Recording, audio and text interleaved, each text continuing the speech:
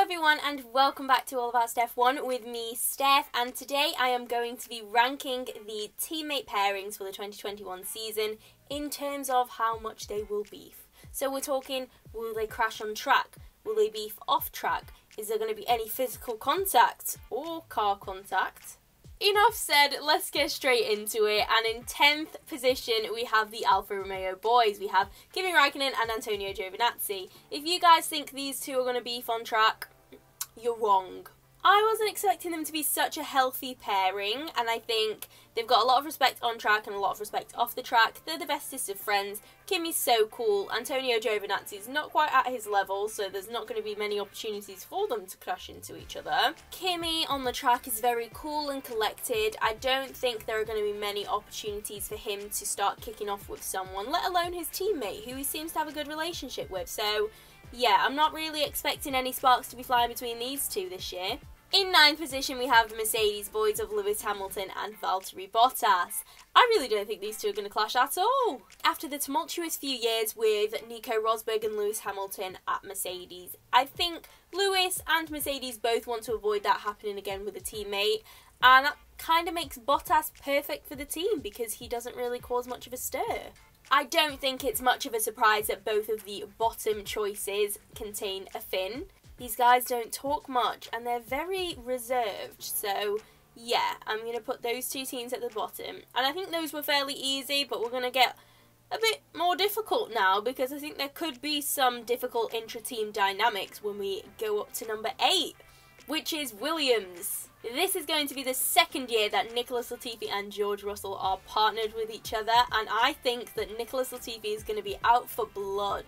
George did absolutely whitewash Nicky in qualifying last year, and I think Nicky will be looking to break that streak. Nicky does also have great race pace, and he was doing much better than George was in the championship standings based off of where he'd finished in races before George went to Mercedes for the Sakir Grand Prix. So yeah, Nicky could actually beat George on track physically, depending on whether George gets bumped up to the Merc at any point during the season. But I think Nicky is very settled in the team now, and he knows George isn't going to be there forever, so he's looking to make his mark so that Williams know that he's there when George inevitably leaves. In 7th position, we have the Aston Martin boys. We have Sebastian Vettel and Lance Stroll. I thought this partnership could be spicy, and I thought that we could get a bit of fighting between them, and I do think that there will be some healthy competition between the two of them. The reason they're so low down is honestly because I think everyone else above them will have some serious battles between them. I don't see a teammate collision happening between Seb and Lance, and yeah, they might get close in wheel-to-wheel battle, but do you know what? I think they've both got enough respect for each other to stay far enough away from each other so that nothing difficult happens. Number 6, we have Renault, Alpine. Fernando Alonso versus Esteban Ocon. Now, we know Fernando Alonso is a bit of a fiery character. However, the reason they're not further up this list is because I think he will be leaps above Esteban Ocon, and Ocon won't get near him. Alonso reminds me a little bit of Senna in this way, in that I think people around him are definitely scared of him. And I'm not sure Ocon has the balls to go against a two-time world champion in wheel-to-wheel battle. That is, if he isn't already 5 places behind. P.S. I am an Ocon fan. Okay, we've made it to the top half of the table, and we are entering with Lando Norris versus Daniel Ricciardo for McLaren. Do you know what? There's a lot of talk about these two beefing on track and beefing off of track, and I think it's because we are really trying to see this forced narrative between them of them being bestest friends and the funny guys of Formula 1, and I don't think it's going to boil up as much as everyone thinks it is. Lando, when he was partnered with Carlos, was extremely respectful. Anytime that he knew that Carlos was behind him and going faster, he would just let him through. And I think that he's very aware of when he needs to battle with someone and when to let it go. So I think that he will actually be very mature and avoid these unnecessary battles. Daniel Ricciardo is another story.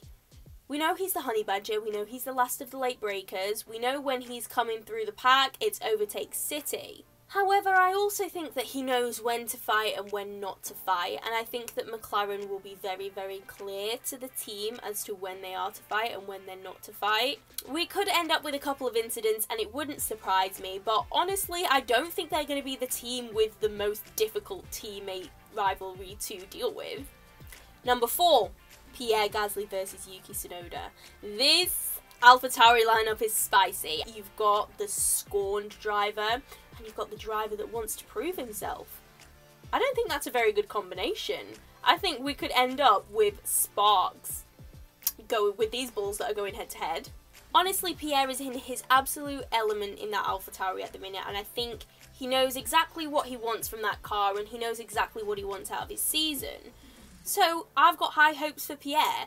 But Yuki is a very, very quick driver, and as a rookie he wants to quickly establish himself and quickly prove himself. And at the end of the day, as a Red Bull Junior, your goal is to get to the big Red Bull team. And that's what Yuki's going to be trying to achieve. So yeah, even though I don't necessarily predict any on-track collisions, I can definitely predict sparks flying and there being a little bit of beef between these two. Okay, now we're on to the podium of driver-teammate rivalry beefs. Number 3, we have the Haas boys, Mick Schumacher versus Nikita Mazzapin. Mazzapin is a very aggressive driver, and so that worries me a little bit because I don't think he will necessarily just clash with his teammate. I think he could potentially be clashing with any person on the grid. Will he pay attention to the blue flags? I don't know. He could take title contender Lewis Hamilton out. He's very unpredictable, and I think that Mick, who's going to be wanting to prove himself, could end up embroiled in a couple of naughty little battles with his teammate. I will say the majority of the Haas conflict I am predicting to stem from Mazzapin and his overly aggressive driving style, but if he bucks up his ideas and stops straddling the line between a penalty and not a penalty, these guys might not actually clash as much as I think they're going to, because I think Mick is very inclined to just have a quiet season, to prove himself, to wait it out until he moves up to that Ferrari in 2023. And beefing with his teammate in Mazzapin isn't going to help him with that. Mick knows that he's got higher purpose. I think he's going to want to avoid all the conflict that he can. So yeah, it's down to you, Mazzapin. Number 2, we have the Ferrari boys. We have Charles Leclerc and Carlos Sainz. And if you didn't see this lineup announced and think, oh my gosh, collision, collision, collision, what were you thinking? I don't know what Ferrari was thinking when they thought, let's bring in Carlos Sainz. That will stop the team conflict that happened in 2019. Because it wasn't going to. Carlos Sainz is a brilliant driver, do not get me wrong. Charles Leclerc, brilliant driver. I don't think either of them necessarily wants the conflict, but they're both keen to prove something to Ferrari, and when a driver has something to prove, that can be very, very dangerous on the track. Think back to Esteban Ocon unlapping himself in Brazil and taking out Max Verstappen. He was trying to prove a point, didn't go very well. With Carlos, he only has 2 years to prove something to Ferrari.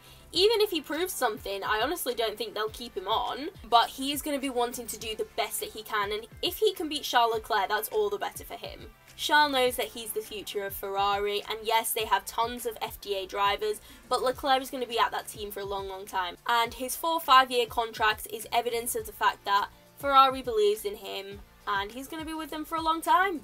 Charles and Seb, both nice guys, both good guys, get along off track, but once you put them on the track, sparks went flying. Russia 2019, Singapore 2019, Brazil 2019, Styria 2020. Are there any more? The point is, they've had a lot of on-track conflict, regardless of how nice they are off-track and how well they get along. If Ferrari couldn't make it work with Seb, what are the odds that they're going to make it work with Carlos? Exactly. The odds are pretty slim. I do think we'll still see some Ferrari clownery, and I'm predicting at least three Ferrari collisions over the course of the 23 races in 2021. And finally, I have in first place the Red Bulls of Checo and Max. Oh, do I believe in Sergio Perez and what he can do? If Red Bull wanted to avoid conflict, they should have signed Nico Hülkenberg, because Checo is not someone to back down from a fight. If anyone is going to be able to break this Red Bull curse, it's going to be Checo, and I don't think Max knows what's in store for him yet. If we have a little throwback to Mark Webber and Sebastian Vettel, they had several collisions during their time as teammates as well, and I do think that the Max and Checo teammate pairing could be very reminiscent of that time. Honestly, I'm really excited to see how these teammate rivalries are going to play out and how this beef is going to conclude at the end of the season. But that is my final list on who is going to beef the most, both on and off the track, but mostly on. I hope you guys enjoyed this video. Leave it a like down below if you enjoyed, and subscribe if you've not already. In the comments, let me know which teammate pairing you think is going to beef the most. But thank you so much for watching, and I will catch you in the next one.